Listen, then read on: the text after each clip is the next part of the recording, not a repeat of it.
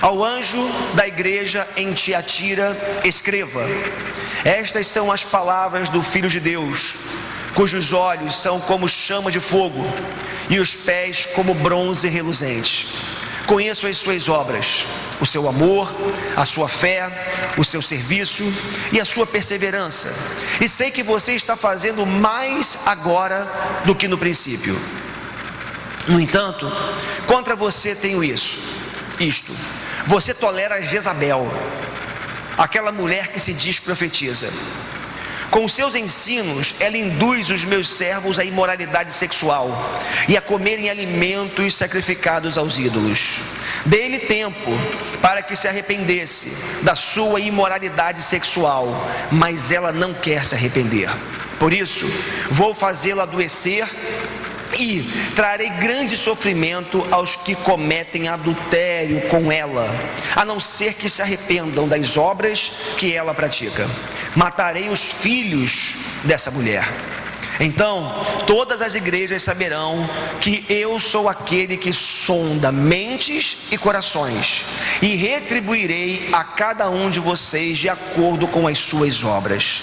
Aos demais que estão em Tiatira, a vocês que não seguem a doutrina dela e não aprenderam, como eles dizem, os profundos segredos de Satanás, digo: não porei outra carga sobre vocês. Então somente apeguem-se com firmeza ao que vocês têm, até que eu venha. Aquele que vencer e fizer a minha vontade até o fim, darei autoridade sobre as nações.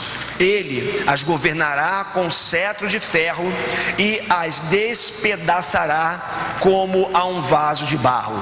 Eu lhe darei a mesma autoridade que recebi de meu Pai. Que coisa maravilhosa! Também lhe darei a estrela da manhã. Aquele que tem ouvidos, ouça o que o Espírito diz às igrejas. Vamos orar, queridos, pedir a graça de Deus sobre a nossa vida, pedir que o Espírito de Deus nos ilumine a mente, o coração, para que possamos nessa noite receber aquilo que Deus tem para nos dar. Eu não tenho o que oferecer a vocês, pessoalmente falando, como homem limitado que sou, mas nessa noite Deus está aqui nesse lugar e Ele quer nos dar algo. Eu acredito nisso, à luz da palavra de Deus, e eu sei que Deus tem algo para falar ao seu coração, para fazer na sua vida. E eu quero orar por você e por mim mais uma vez essa noite. Pai, muito obrigado pelo privilégio que eu tenho de transmitir as verdades sagradas e eternas aos meus irmãos. Muito obrigado porque o Senhor é o Deus da igreja. Muito obrigado porque o Senhor governa a igreja, a conduz, a controla.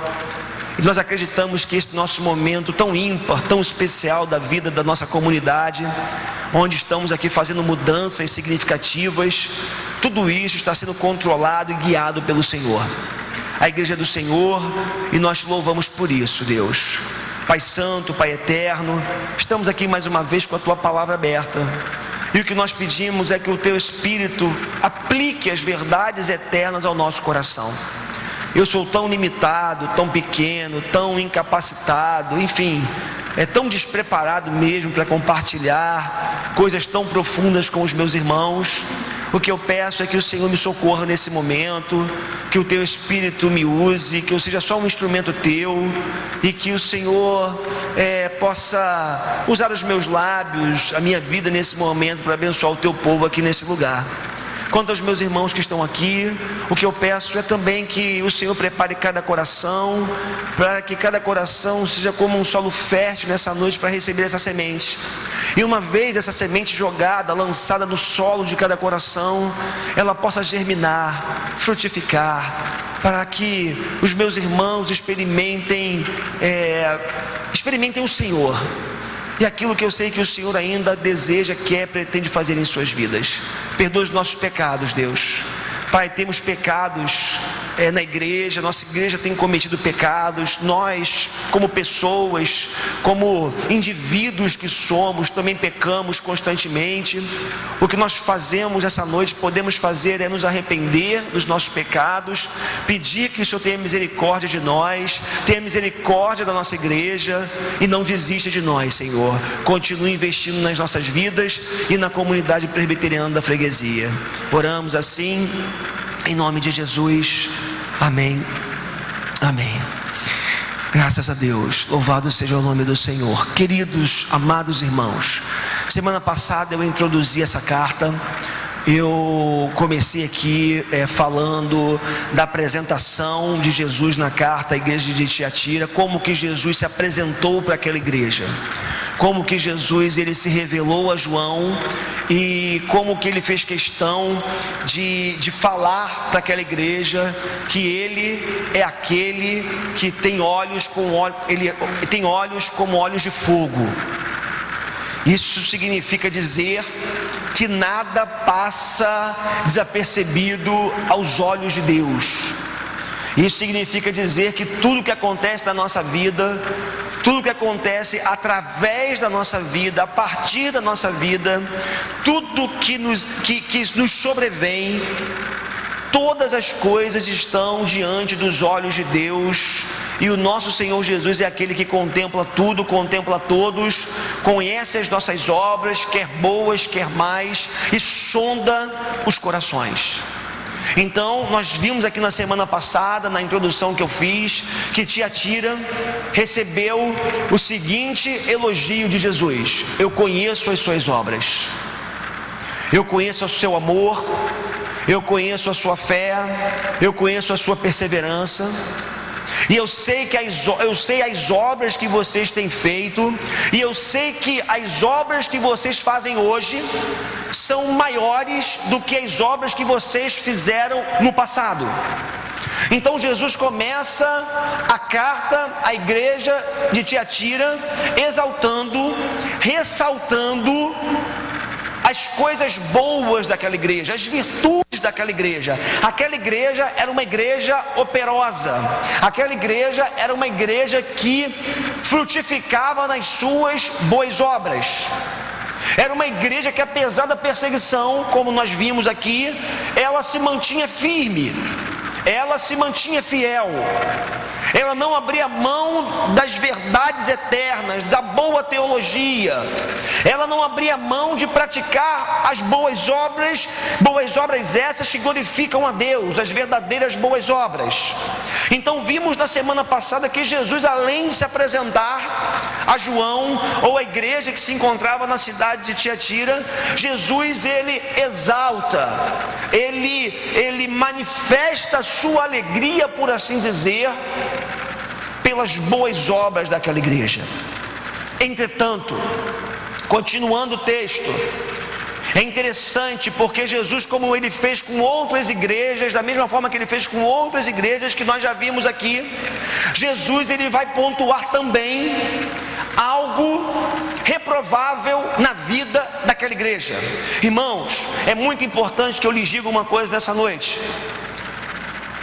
Como já falei para vocês, 7 igrejas, 7 que representa a totalidade e que pode, por assim dizer, representar todas as igrejas cristãs do passado, do presente e aquelas que virão no futuro. Se isso é verdade, como eu acredito, nós podemos dizer que em toda igreja nós vamos encontrar virtudes, mas também vamos encontrar defeitos, pecados, coisas que Deus não aceita e não aprova. Até porque o dia que nós encontrarmos uma igreja onde haja apenas virtudes e não haja nenhum defeito, nenhum erro, alguma coisa de errada vai estar no ar, digamos assim. O fato é que não foi por acaso, não foi à toa que Jesus fez questão de pontuar tanto as virtudes quanto os vícios, os defeitos das igrejas para as quais ele mandou essas cartas. E a igreja de Tiatira, uma boa representante das igrejas dos nossos dias, Inclusive a comunidade presbiteriana da freguesia foi uma igreja que tinha virtudes, mas também tinha problema naquela igreja. É interessante que no verso 20 vai dizer assim, abra sua Bíblia, ou mantenha aberta a sua Bíblia em Apocalipse capítulo 2, porque a partir do verso 20 nós vamos encontrar o problema daquela igreja. E Apocalipse 2:20 então assim vai dizer: mas algumas poucas coisas tenho contra ti, que deixas Jezabel, mulher que se diz profetiza, ensinar e enganar os meus servos, para que forniquem e comam dos sacrifícios da idolatria ou do alimento sacrificado aos ídolos. O que me chama a atenção nesse verso 20 é a palavra tolerância. Interessante, né? Nós vivemos num tempo e numa sociedade, talvez uma das palavras mais ouvidas, faladas e pregadas seja a palavra tolerância, não é verdade? A mídia tem trabalhado essa palavra, essa expressão. A mídia tem, de alguma forma, explorado essa concepção, na minha visão até equivocada, de tolerância ou de intolerância. O fato é que Jesus está dizendo que aquela igreja, apesar de ser uma igreja virtuosa, ela tinha um problema sério. Ela tolerava uma mulher que se auto-intitulava profetisa, que pregava, ensinava e incitava as pessoas, os membros daquela igreja, à imoralidade sexual e a comer alimentos sacrificados aos ídolos, que a grosso modo era uma idolatria entrando na igreja, adoração a falsos deuses. Já vimos semana passada aqui sobre isso. Quem foi Jezabel? Há algumas tentativas de explicar quem foi Jezabel. Jezabel, há uma menção a respeito dela no Antigo Testamento. Vocês sabem que um rei de Israel, da nação de Israel, chamado Acabe, lá no Antigo Testamento, ele casa com uma mulher chamada Jezabel, né? E alguns já brincaram chamando aquele casal de casal 20 do inferno. Os mais antigos como eu lembro de um seriado chamado Casal 20, né? Então alguém já disse que Acabe e Jezabel, eles formaram o casal 20 do inferno. Ele, um rei impiedoso, um homem mau, um homem ganancioso, que se casou com uma mulher da mesma forma má, perversa, idólatra, e que sustentava, enfim, no reinado de Acabe, toda essa junção de idolatria, imoralidade, perversidade, ganância. E a gente sabe o que deu, o que aconteceu na história. Há uma menção a Jezabel. É óbvio que Apocalipse aqui não está fazendo menção àquela Jezabel do Antigo Testamento, é porque nós estamos aqui ano 90 aproximadamente, 95 aproximadamente da era cristã. É impossível fazer uma referência àquela mulher no que diz respeito a ser ela, ok? Então já descartamos essa possibilidade. O fato é que existia uma mulher naquela igreja, e aí que vem, né, digamos assim, algumas controvérsias, mas algumas não controvérsias, algumas tentativas de explicar quem era Jezabel. Tem um texto, uma tradução do Novo Testamento, que faz a seguinte menção, fala sobre Jezabel, aquela tua mulher. Ao invés de falar nessa tradução, aquela mulher ou esta mulher, uma das versões do Novo Testamento, um dos originais, por assim, do Novo Testamento, faz menção àquela tua mulher. O que pode dar a entender, ou dá a entender, que possivelmente Jezabel, ela era mulher de algum líder da igreja de Tiatira. Não há provas cabais disso. Há algumas evidências, mas nós não podemos afirmar com 100% de certeza. Então, há a possibilidade de Jezabel, citada aqui, essa Jezabel citada aqui, ser a mulher de um líder ou de um dos líderes daquela igreja. O fato é que era uma mulher, e o que a gente fica pensando é como que uma pessoa pode ter tanta influência numa igreja. Imagina, né? Uma pessoa que chega da noite para o dia, aparece, como é que ela consegue ter tanto poder nas mãos e ter uma liberdade para falar, para ensinar o que quer na igreja? Daí, alguns intérpretes do Novo Testamento sustentarem a possibilidade, digamos assim, de Jezabel ser mulher de um desses líderes. Mas o fato é, queridos, para a gente avançar, que ela era uma mulher, ela se intitulou profetisa, não houve uma imposição de mãos, não houve uma comissão, não houve uma legitimação da igreja, não houve uma aprovação, digamos assim, oficial do seu ministério profético. Ela simplesmente se auto-intitulou profetisa, e o texto diz que essa mulher chamada Jezabel, ela simplesmente praticava e incitava e ensinava aquela igreja a praticar a imoralidade sexual, a fornicação, a prostituição e a comer alimentos consagrados aos ídolos. E aquela igreja, é interessante, ela não era uma igreja imoral, ela não era uma igreja idólatra na sua essência, porque o texto é claro ao afirmar isso, mas a impressão que dá é que aquela mulher, com o seu carisma, com a sua persuasão vinda do inferno, ela conseguiu arrebanhar um grupo dentro da igreja.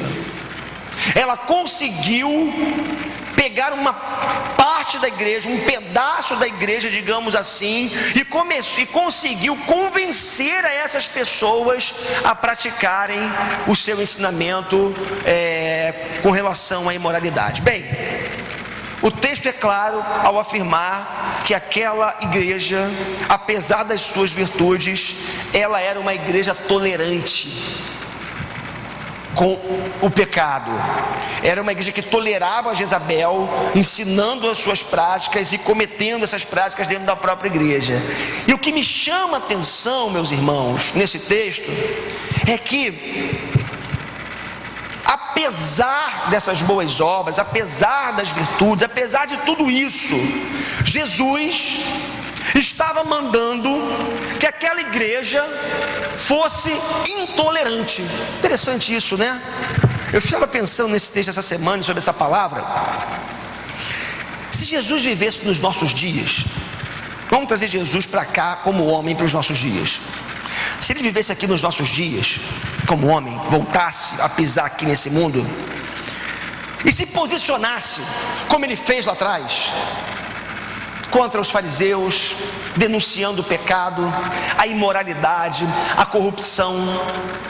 Se ele chegasse nos nossos dias, e se ele simplesmente se posicionasse como ele fez, eu imagino que os grandes jornais dos nossos dias, principalmente aí, Plim Plim, talvez esses jornais viessem com a seguinte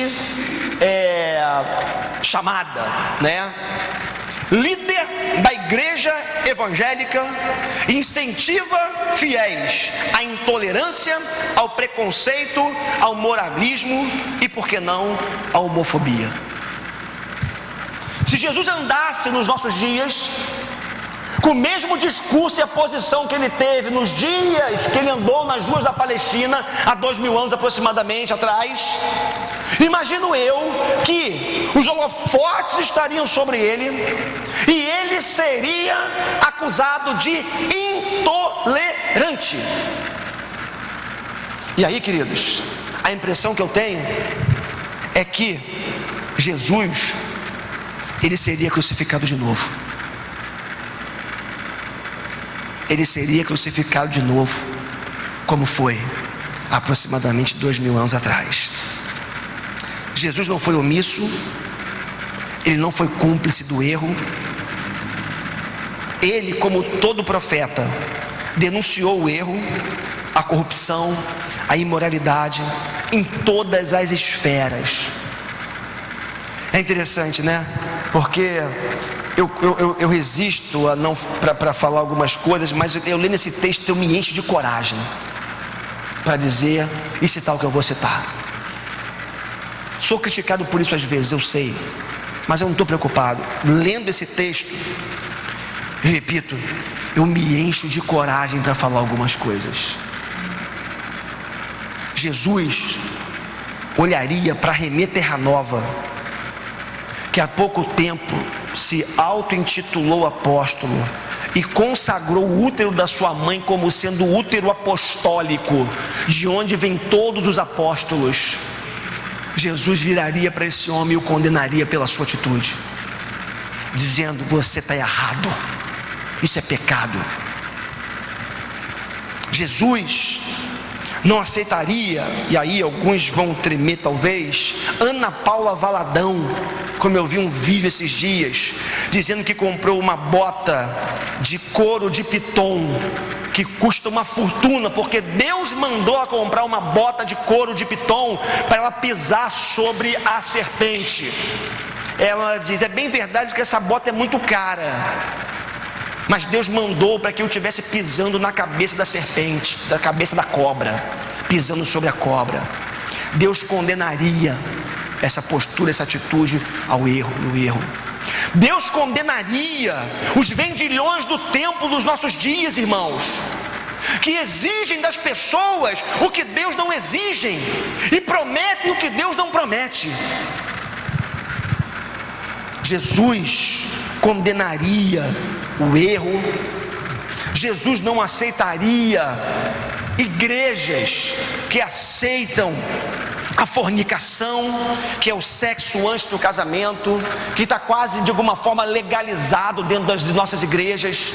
Jesus não aceitaria esse troca-troca de casais. Sujeito, eu ouvi uma pessoa dizendo esses dias, né, que alguns pastores, de alguma forma, eles meio que legalizaram o adultério. Como assim? Como é que é legalizar o adultério dentro da igreja? Simplesmente ele se divorcia, diz: olha, Deus não dá mais, Deus não, essa não é a pessoa que Deus quer para a minha vida. Ele vai e casa de novo, e casa com uma, casa com duas, casa com três. E é o que tem acontecido nos nossos dias, irmãos. Eu gostei do Anderson Freire hoje falando assim: eu casei com uma mulher, com essa mulher, e que é com ela que eu vou ficar casado pro resto da minha vida. Casamento é uma vez só. Só que na igreja a gente está aceitando esse negócio. Tivemos reunião no conselho hoje, né, irmão? Ontem, né, irmãos? Falávamos sobre isso, que na nossa igreja nós estamos em busca de excelência, irmãos. E dentro dessa busca pela excelência, da excelência, aprendi isso com um pastor que é amigo, Fabrini, né, pastor da igreja Plena em Niterói, um amigo querido, que ele persegue a excelência, um homem de Deus, e ele falava sobre uma espécie de um tripé da excelência. Quando ele fala da excelência doutrinária, a excelência moral e a excelência administrativa, a excelência da organização da igreja. É uma coisa que hoje meu coração tem pulsado, tem trabalhado nesse sentido, tem mexido nesse sentido. E falando da excelência moral, nós não podemos ir na onda do mundo, da sociedade moderna. Nós não podemos aceitar, como eu já ouvi uma pessoa falar de dentro da igreja: olha, eu prefiro que o meu filho transe, desculpa a expressão, dentro de casa, do que ele corra riscos pela rua. E o quarto é reservado para o filho trazer a namorada para dentro de casa. A igreja não pode aceitar o adultério, a igreja não pode aceitar a prostituição, a igreja não pode aceitar a fornicação, a igreja não pode aceitar essa troca de casais, de casamento, de marido, de mulher. A igreja de Jesus tem que ser intolerante no que diz respeito a esses temas. Sabe o que é isso? É excelência moral. Olha, eu não estou falando aqui de moralismo, eu não estou falando aqui de nos tornarmos moralistas da noite para o dia. Eu tomo muito cuidado com isso aqui na igreja. Mas, irmãos, quando eu olho para esse texto eu fico chocado, porque às vezes a gente ouve algumas coisas e fala assim: ah não, mas isso é Antigo Testamento. No Antigo Testamento Deus era mais rígido, no Antigo Testamento Deus fulminava, Deus matava. A gente está aqui, aproximadamente ano 95 da era cristã. Podemos falar, quem sabe, da última palavra de Jesus para a sua igreja. E ele está dizendo: não tolerem, não aceitem. Interessante isso, queridos, porque infelizmente é sutil e é bom. O pecado é bom, o pecado é gostoso, digamos assim. seduz, excita, chama a nossa atenção, mas a igreja de Jesus precisa se posicionar, tem que ser intolerante com o erro, é prova de amor. Deixa eu te dizer uma coisa, às vezes, você chamar uma pessoa como eu fiz esses dias, e falar para ela: meu irmão, está errado, é pecado, você não pode fazer isso. Ser intolerante é prova de amor em alguns casos, porque ser intolerante, em alguns casos, vocês estão entendendo muito bem no contexto que eu estou trabalhando isso aqui, é a oportunidade que Deus nos dá, e que nós podemos dar para uma pessoa se consertar do seu erro, e viver uma vida excelente, viver uma vida que glorifique a Deus. Aquela mulher, falsa profetisa, estava dentro da igreja. Irmãos, quantos falsos profetas estão dentro das igrejas? Já contei essa história. Um pastor amigo, não vejo há muito tempo, né, um amigo querido, ele estava para se casar, pareceu um gaiato. Ele era de uma igreja, hoje atual, a esposa dele, né, que sempre foi a esposa dele, ainda era de uma outra igreja. Apareceu um gaiato com um buquê de flores, falando: olha, Deus me revelou que nós vamos casar, não é que você é minha escolhida, minha prometida. Aí ela já era noiva, ela pegou só assim e falou assim: ele só esqueceu de combinar comigo, né? E aí me mostrou a aliança para ele, né? Porque eu já estou, digamos, prometida a outro homem, digamos assim, né? Gente, está cheio de falso profeta, prometendo prosperidade na medida que Deus não quer dar. Porque nem toda prosperidade vem de Deus, nem toda riqueza vem de Deus. E Deus sabe que às vezes a prosperidade material, o dinheiro na conta, no bolso, é a pior coisa que pode acontecer para a gente. Porque tem muita gente que tem, mas não é. Ou seja, aquilo que o Caio Fábio lá atrás, né, nos seus tempos, digamos assim, enfim, o Caio Fábio escreveu lá atrás, e uma vez ele escreveu um livro falando da crise do ser e do ter, ou de ser e de ter, né, enfim, acho que é do ser e do ter, fazendo essa relação, né, como que muitas pessoas investem tanto no ter e esquecem de investir no ser, da sua essência, daquilo que são para Deus. E aí, o que acontece é que simplesmente, queridos, muitas vezes a gente vai perdendo, sabe, essa capacidade de perceber a vontade de Deus para a vida da gente, para a sua igreja. A gente vai tolerando, a gente vai deixando, a gente vai simplesmente abrindo mão por amor. Uma coisa muito séria que pode acontecer, um erro muito sério que pode acontecer na vida da igreja, é a gente tolerar por amor. Sabe o que é tolerar por amor? É você falar assim: não, olha, ele está errado, mas olha, um dia Deus vai tocar no coração dele, um dia ele vai mudar de vida, e a gente não pode ser duro com fulano, porque a gente vai perder ele, a gente vai perder esse coração. Se a gente jogar duro com ele, se nós formos firmes com ele, ele pode sair da igreja, ele pode ir embora. Irmãos, uma das piores coisas que pode acontecer na igreja é a igreja ser tolerante, dizer que é tolerante por amor. Amamos tanto fulano que o toleramos como ele é. E aí eu me lembro de uma palavra que eu ouvi certa vez, quando alguém disse: Deus nos ama tanto ao ponto de dizer: venha como você está. Amém? Não é fato isso? Venha como está. Mas Ele nos ama ainda mais para dizer: não permaneça como você chegou. Venha como está. Agora, deixe-se transformar. E é papel da igreja, é papel da liderança, é papel nosso investirmos, trabalharmos para que as pessoas cresçam, para que as pessoas prosperem, digamos assim, nesse conhecimento de Deus, nessa transformação de Deus na vida delas. Então, precisamos entender isso. Ser intolerante com o erro é prova de amor. Amor a Deus e amor ao próximo, amor àquele que nós estamos exortando. Olha que interessante, queridos, falando sobre a Jezabel, voltando a falar dela, ela se autodenominava profetisa, certo? O texto é claro, induzia aquelas pessoas ao erro. Agora, abra comigo, primeira epístola de João, capítulo 4, versos de 1 a 6. Olha só o que Deus manda que a gente faça com a profecia. Isso é muito importante. Porque eu sei que tem gente que às vezes, né, vou falar igual um pastor meu antigo, até o pastor Gilberto Malafaia, né, ele brincava assim, né, ele exortava a igreja, mas ele dizia: mas aqui não tem dessa gente. Lembra disso, mãe? Mas aqui não tem dessa gente. Então assim, aqui não tem dessa gente, tá bom? Aqui não tem dessa gente. Mas tem crente, irmãos, que vai atrás de profeta, de profetisa, vai atrás de saber o futuro. Eu conheci gente ao longo da minha caminhada que pegava seu carro e ia para um lugar longe, para qualquer lugar que fosse. Se ele soubesse que tinha um profeta, uma profetisa, ele ia atrás, essa pessoa ia atrás. E aí, tudo aquilo que vinha da parte que vem da parte dessas pessoas, muitas vezes são tomadas como verdades absolutas. Olha só o que 1 João capítulo 4, versos de 1 a 6 vai dizer: amados, não creiam em qualquer espírito, mas examinem os espíritos para ver se eles procedem de Deus, porque muitos falsos profetas têm saído pelo mundo. Vocês podem reconhecer o espírito deste mundo. Todo espírito que confessa que Jesus Cristo veio em carne procede de Deus, mas todo espírito que não confessa Jesus não procede de Deus. Esse é o espírito do anticristo, acerca do qual vocês ouviram que está vindo e agora já está no mundo. Filhinhos, vocês são de Deus.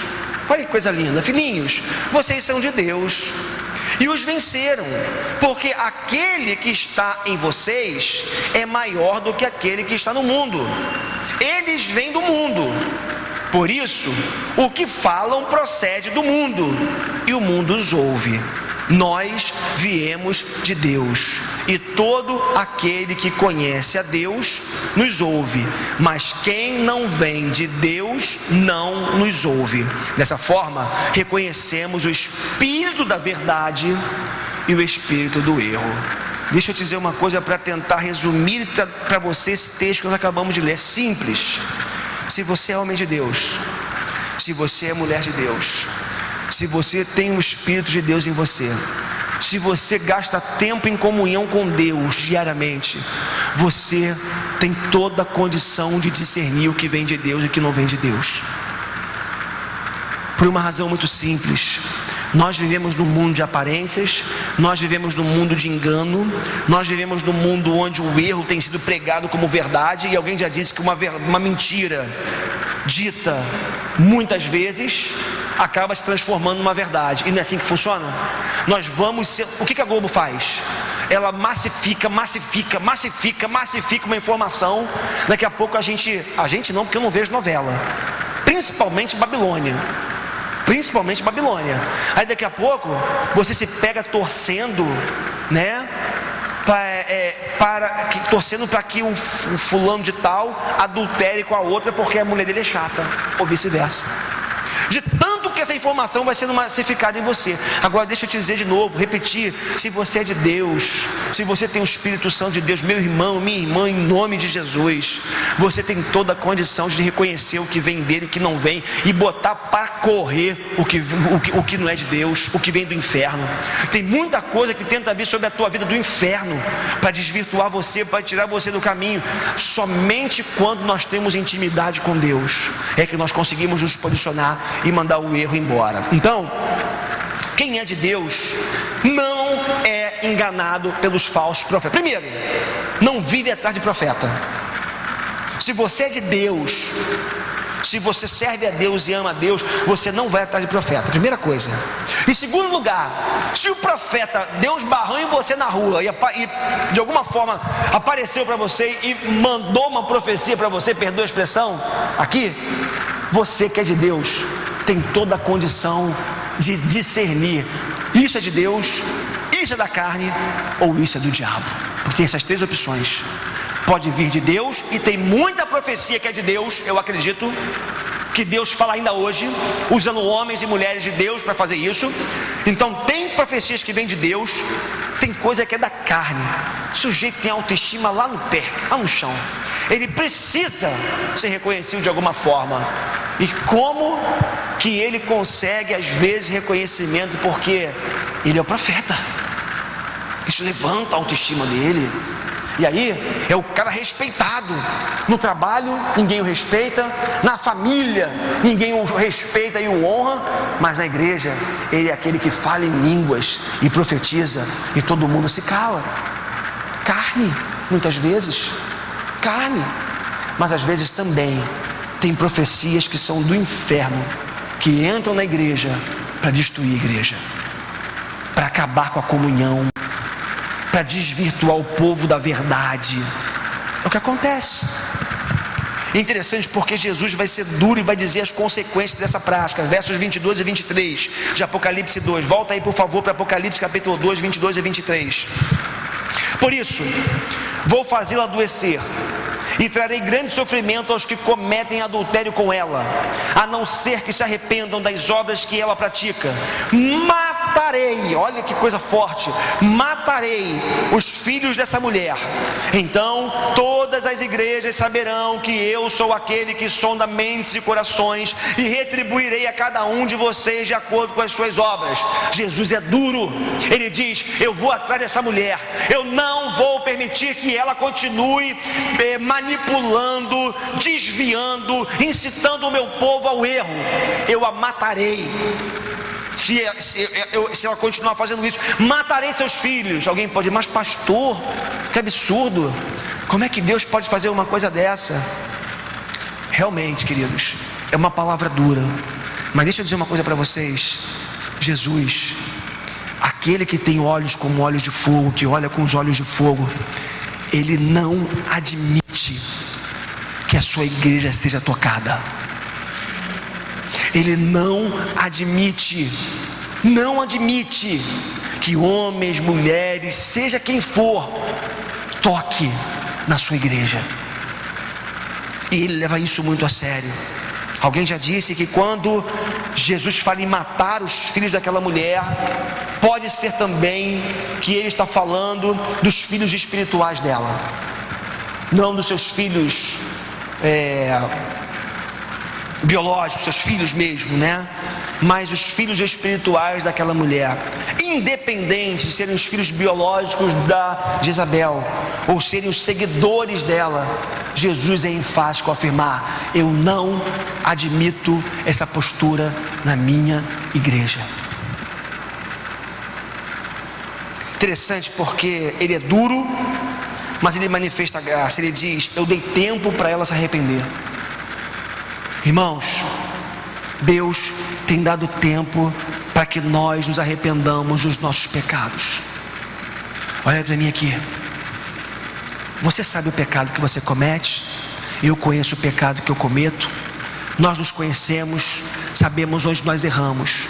Nessa noite, Deus está dizendo para mim e para você: eu estou te dando tempo para você se arrepender. É tempo de arrependimento, irmãos. É tempo de abandono do pecado. Com Deus não se brinca. Deus é Deus de graça, Deus de misericórdia, mas Deus é fogo consumidor. Deus é santo. Deus não aceita o erro, sobretudo na sua igreja, sobretudo na liderança. É algo que a gente tem falado aqui na igreja. Eu dei tempo, e Deus tem dado tempo para que a sua igreja se arrependa. E ele diz: eu vou trazer juízo sobre a igreja. Fala para aquela igreja sobre Jezabel, fala sobre os seus filhos, mas eu acredito num juízo de Deus para a sua igreja ainda hoje. E nós precisamos nos arrepender, irmãos. Eu e você precisamos reconhecer os nossos erros, os nossos pecados, as nossas mazelas, e sair correndo de joelhos e pedir perdão para Deus. Até quando nós vamos negociar algumas práticas? Até quando nós vamos achar: olha, eu não consigo, eu não posso? Não consegue? Não pode? Mete o joelho no chão, pede socorro a Deus, porque com Deus não se brinca. A gente prega muito o evangelho da graça. Eu creio na graça de Deus, eu creio no evangelho da graça, mas eu não posso fechar os olhos para o fato de Deus não aceitar o pecado. Meus irmãos, é tempo de conversão. Eu falava esses dias numa reunião, quinta-feira, eu acho que quinta-feira, para alguns pastores, num evento que eu fui, falando sobre a plantação de igrejas, e eu falava ali, enfim, eu falei aquilo que estava no meu coração. Era para falar de plantação de igreja. Eu falei da minha conversão. ou da minha reconversão que aconteceu em janeiro desse ano. Alguns ficam chocados com isso, né, quando eu falo isso. Mas irmãos, eu já falei para vocês, eu repito, né? A Cris briga comigo, fala, você se abre muito, você fala demais, mas eu sou assim. Eu falei isso aqui já para vocês. Eu só li a Bíblia, vinha lendo a Bíblia para pregar. É verdade. Eu já tinha tempo que eu não jejuava. E Deus começou a me cutucar, mexer comigo. Irmãos, hoje no culto da manhã, eu chorei do início ao fim desse culto aqui de manhã.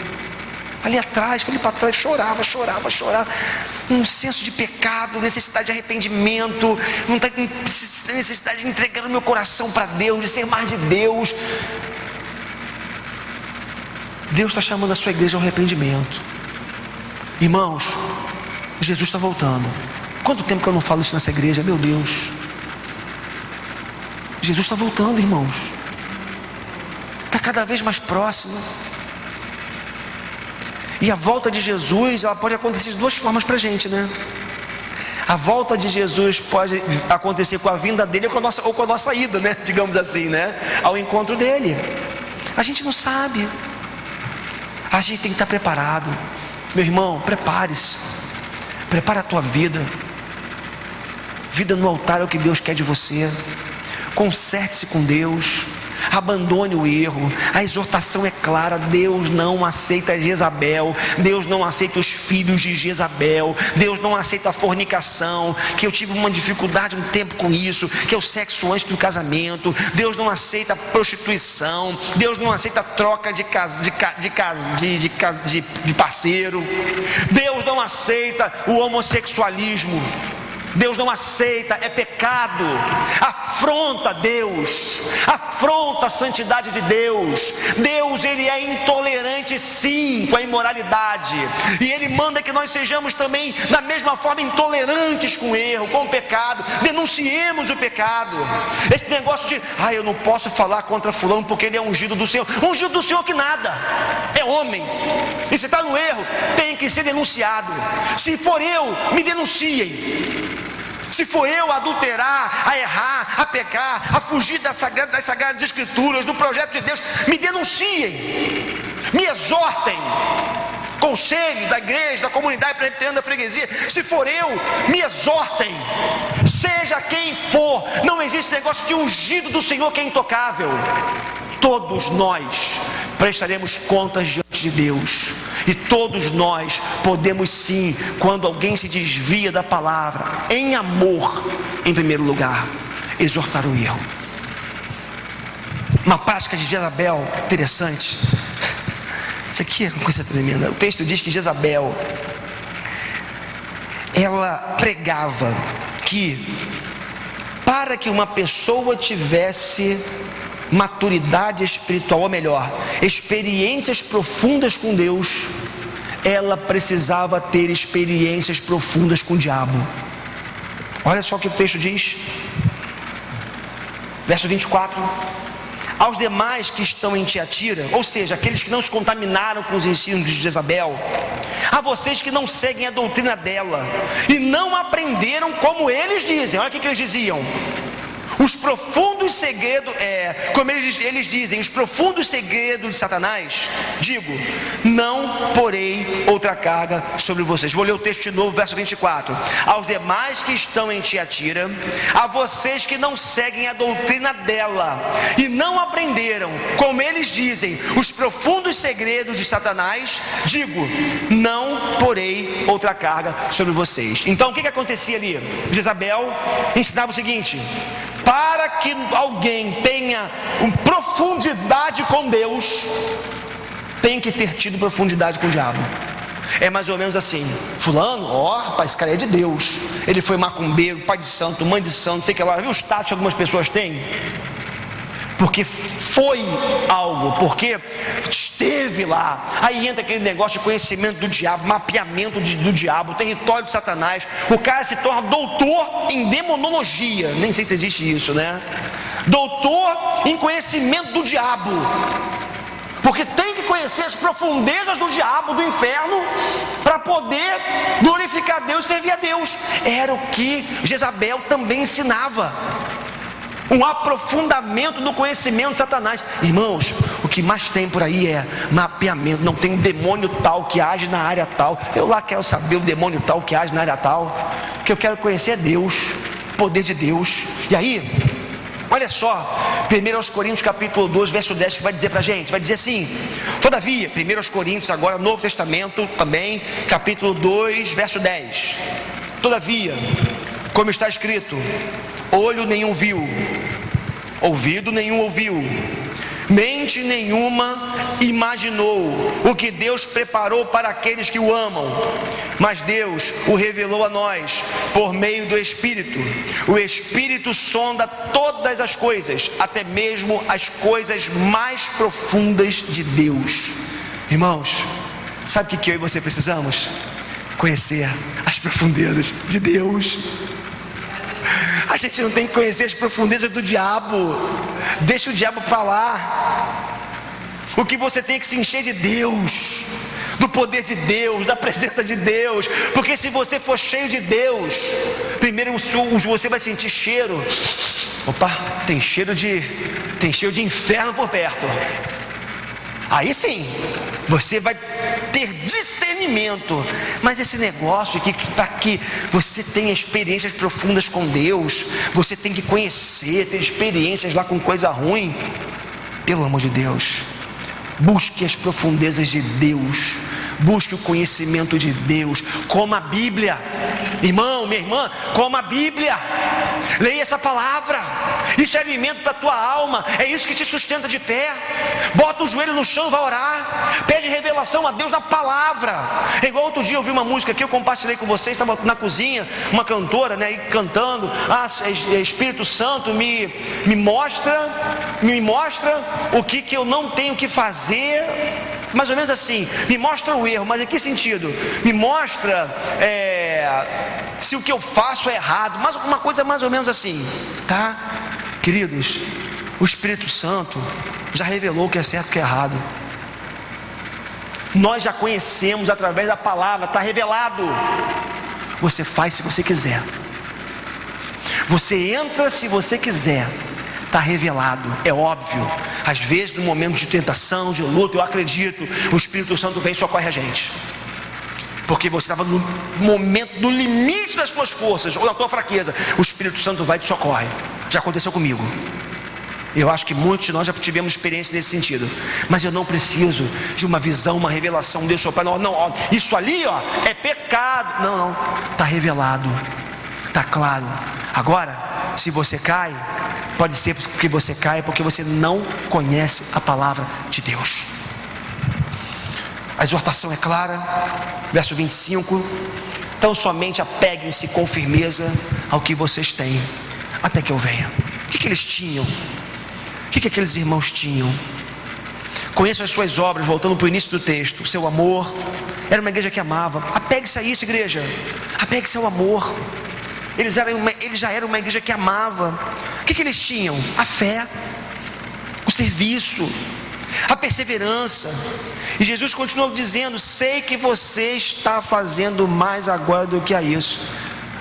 Em outras palavras, parem de correr atrás de fantasias, parem de correr atrás de falsos ensinamentos, parem de correr atrás de coisas que não edificam, que não vêm de Deus, que não são de Deus, e se apeguem ao que de verdade vale a pena se apegar.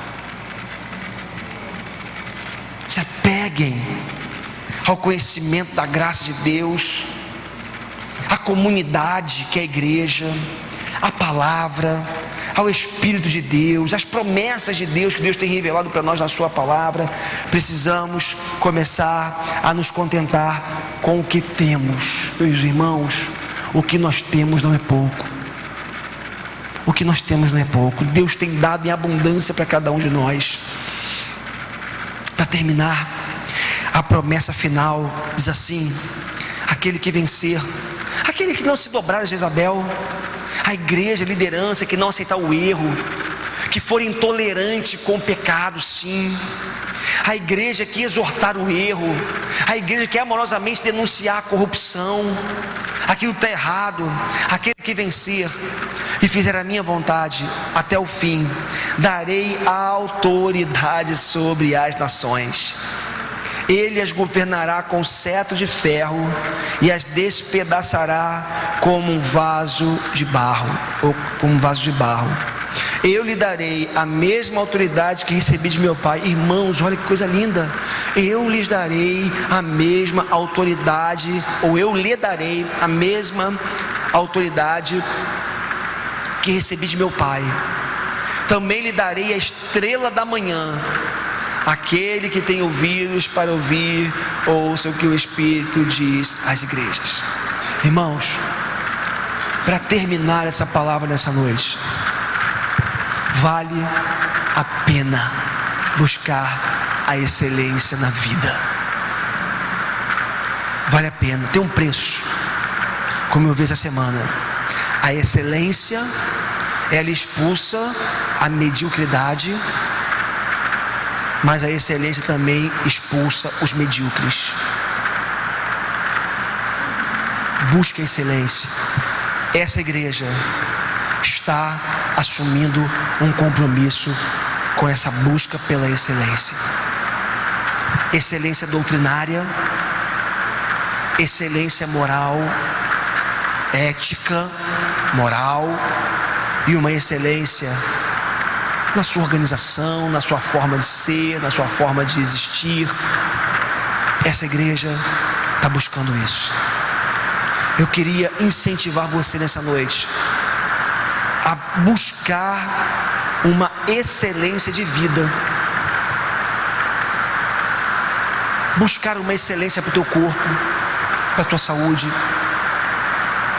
Eu quebrei os protocolos, você já me conhece um pouquinho, né? Quebrei todos os protocolos da reunião lá de pastores lá, e eu falava sobre isso, né? Mãe, me perdoe falar que eu vou lembrar isso aqui agora, né? Está fazendo um ano que meu irmão morreu.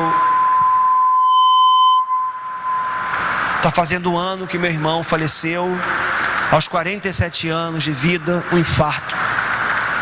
Não cuidou da sua saúde, não se cuidava, faleceu.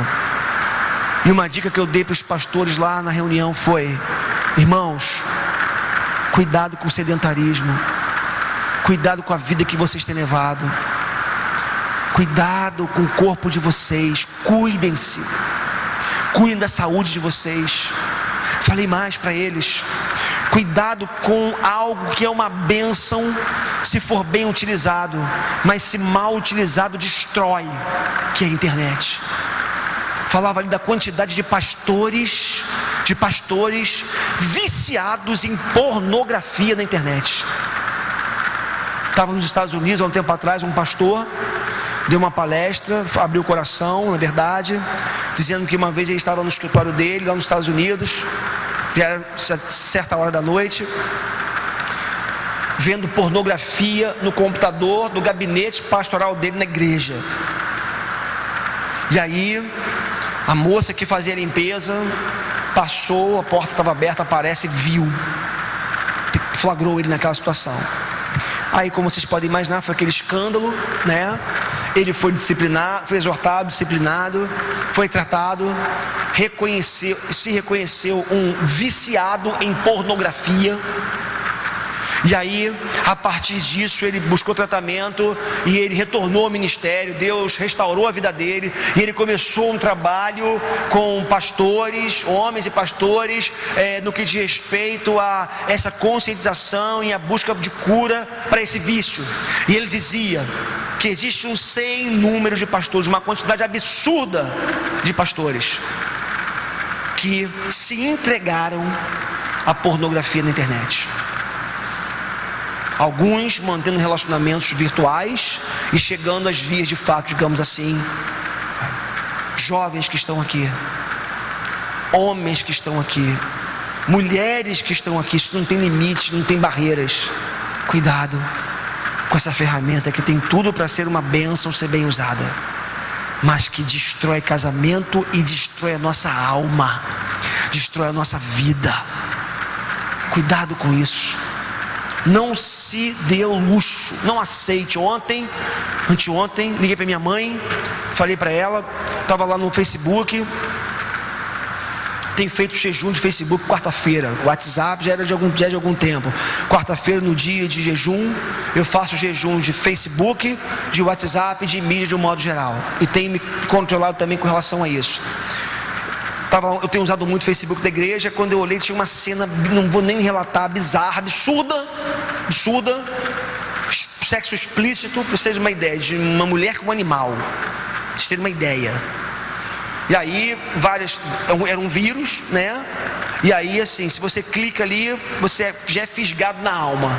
Aí eu liguei para minha mãe, porque tinha o nome de uma pessoa que nós conhecemos, que não foi ela que postou, mas o nome dela estava citado, e aparece para todo mundo, e aparece nos meus contatos. Então você que tem conexão comigo, você deve ter visto esse vídeo, porque se veio para mim, deve ter ido para você. Não vá procurar, não precisa procurar. E eu liguei, denunciei, cliquei lá, que você pode denunciar, denunciei para o Facebook e tudo, cliquei, bloqueei essas pessoas para não poder entrar mais no meu Facebook. Enfim, a gente tem que tomar cuidado, os dias são maus. Esse negócio entra sorrateiramente. Sabe como é que entra? Na nossa frustração. Eu estava analisando como que muitas vezes, fazendo uma análise de nós pastores. Pastor lida com frustração, com cansaço, lida com um senso de necessidade de ser recompensado pelo grande trabalho que faz. Aí é mais ou menos assim, né? Você está frustrado com a sua igreja, você precisa compensar essa frustração. Você vai para onde? Para a internet, para a pornografia. Você está com um problema no casamento, que o pastor também tem problema no casamento, vai para onde? Para a pornografia da internet. Você trabalha demais, está cansado, você fala, poxa, eu trabalho demais, eu mereço um alívio, eu mereço uma recompensa. Aí o sujeito vai e entra por ali. Irmãos, é uma já longa advertência. Estou entrando por essa linha aqui, já vou sair dela, fechar esse parênteses. Cuidado, o diabo, vosso adversário, anda ao vosso derredor, procurando a quem possa tragar. Não brinque com o diabo, não brinque com o mal, não brinque com o erro. Faça como o sábio, que diz que quando via o abismo, passava distante dele. O abismo está lá, eu passo aqui. Tem cheiro de pecado, tem cheiro de erro, eu passo por aqui, longe dele. Então, eu termino essa palavra nessa noite, dizendo para você, dizendo para mim, que o chamado de Jesus para a nossa vida é para intolerância. Intolerância ao erro, ao pecado, intolerância aos falsos ensinamentos, aquilo que tenta entrar na igreja, na nossa própria vida com aparência de piedade, mas que leva à destruição. Meu irmão, não aceite. Se você se viu nessa noite na qualidade ou como alguém que tem entrado pelos caminhos de Jezabel, prostituição, adultério, fornicação, essa promiscuidade, essa pornografia que eu citei para vocês, arrependa-se nessa noite, confesse o seu pecado a Deus, porque hoje nós ouvimos Deus falar: dei tempo para que ela se arrependesse, mas ela não quis. Queira se arrepender do seu pecado nessa noite, porque Deus está te dando a oportunidade, está te dando a chance de você voltar-se para Ele com arrependimento no coração. E aqueles que se voltam para Deus com arrependimento no coração, Deus jamais os lança fora. Amém? Vamos ficar em pé.